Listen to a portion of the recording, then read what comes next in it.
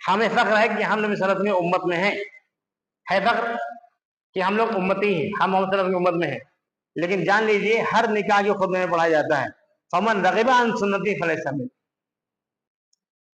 فمن رغب عن سنتی فلیس منی. نبی صلی اللہ علیہ وسلم نے دو ٹوک کہہ دیا کہ جو میری سنتوں پر عمل نہیں کرتا، میری سنت پہ چلتا نہیں ہے، فلیس منی، وہ میری امت میں سے نہیں ہے. آپ کہاں فیصلہ کروائیں گے جا کر؟ ہم تو سمجھتے ہیں مسلمان ہیں، ہم امت محمد میں ہیں صلی اللہ علیہ وسلم، اور نبی صلی اللہ علیہ وسلم خود کہہ رہے جو سنتوں پر عمل نہیں کرتا، جو میری بات نہیں مانتا، وہ کیا ہے؟ ایسا شخص میری امت میں سے نہیں. اگر ہم امتی ہیں تو اپنے نبی کی بات مانیں. نبی صلی اللہ علیہ وسلم کی بات کے آگے کسی کی بات نہیں چلتی. اب بات کر لیتے ہیں اماموں کی، چاہے وہ امام ابو حنیفہ رحمۃ اللہ علیہ ہوں، چاہے وہ امام شافعی ہوں، چاہے امام مالک ہوں، چاہے امام احمد بن حنبل ہوں.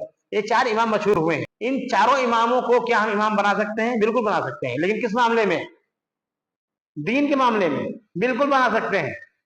لیکن کیا ان کی بات محمد صلی اللہ علیہ وسلم سے آگے چلے گی؟ کیا ان کی بات کے اوپر چل جائے گی؟ قطعاً نہیں چلے گی. کیونکہ یہ لوگ دین کہاں سے لیتے تھے؟ یہ لوگ بھی دین وہیں سے لیتے تھے جہاں سے ہم لوگ دین لیتے ہیں. بلکہ امام ابو حنیفہ ہیں یا جتنے بھی امام گزرے ہیں، ان تمام لوگوں کی اتنی جرأت ہی نہیں ہے کہ نبی صلی اللہ علیہ وسلم کی بات کے آگے بات رکھ سکے اپنی.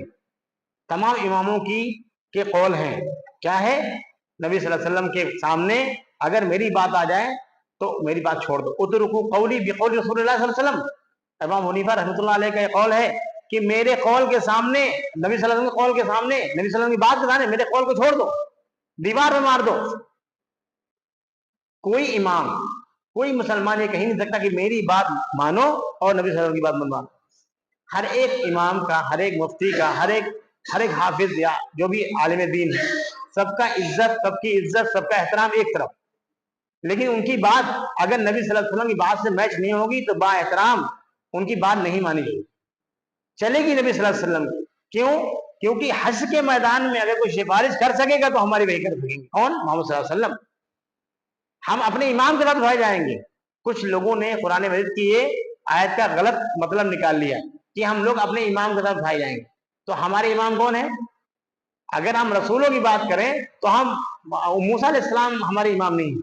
عیسیٰ علیہ السلام ہمارے، وہ نبی ہیں، رسول ہیں، ان کا ایک ٹائم پیریڈ تھا. لیکن ہمارے امام محمد صلی اللہ علیہ وسلم ہیں. امام اعظم ان کو کہتے ہیں، امام الانبیاء ان کو کہتے ہیں، سید المرسلین ان کو کہتے ہیں. محسن انسانیت جو ہیں وہ ہمارے امام ہیں. ہم ان کے ساتھ اٹھائے جائیں گے، ہمارا حج ان کے ساتھ ہوگا. ہم کس کے امتی ہیں؟ محمد صلی اللہ علیہ وسلم کے. قیامت کا منظر ہوگا، بہت سارے مسلمان، بہت سارے مومن بندے وہ سوچیں گے کہ آج ہماری سفارش ہوگی، آج ہمیں جام کوثر پینے کو ملے گا. نبی صلی اللہ علیہ وسلم دیکھ بھی لیں گے میری امت کے لوگ آ رہے ہیں. کیسے پہچانیں گے نبی صلی اللہ علیہ وسلم؟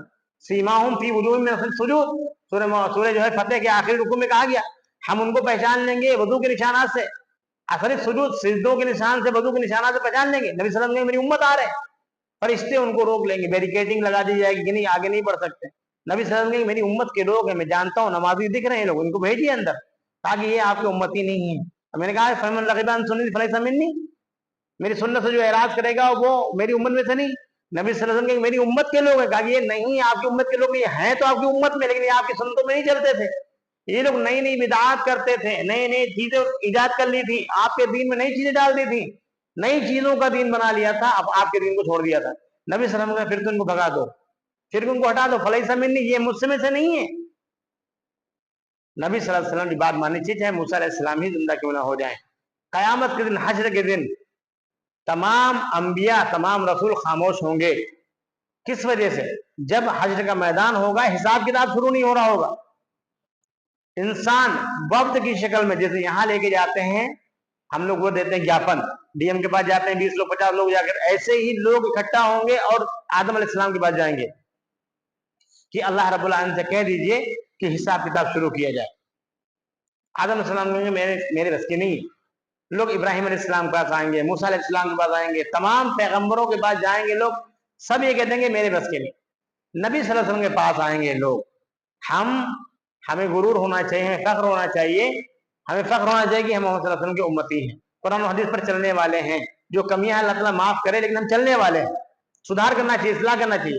نبی صلی اللہ علیہ وسلم کے بعد لوگ جائیں گے، نبی صلی اللہ علیہ وسلم کو سجدے میں پائیں گے، نبی صلی اللہ علیہ وسلم سجدے میں پائیں گے. نبی صلی اللہ علیہ وسلم سفارش نہیں کریں گے अल्लाह रब्बुल आलमीन खुद कहेगा नबी सल्लल्लाहु अलैहि वसल्लम, या मोहम्मद इरफा रासक, ए मोहम्मद अपने सर को उठाइए, आप बोलिए, आपकी बात सुनी जाएगी, आप सिफारिश कीजिए, आपकी सिफारिश कबूल की जाएगी। तमाम अंबिया ने अपनी दुआओं को यही मांग लिया। नबी सल्लल्लाहु अलैहि वसल्लम ने अपनी दुआ को स्टोर कर लिया। नबी सल्लल्लाहु हर एक नबी की एक दुआ कबूल होती, क्योंकि तमाम दुआएं कबूल होती।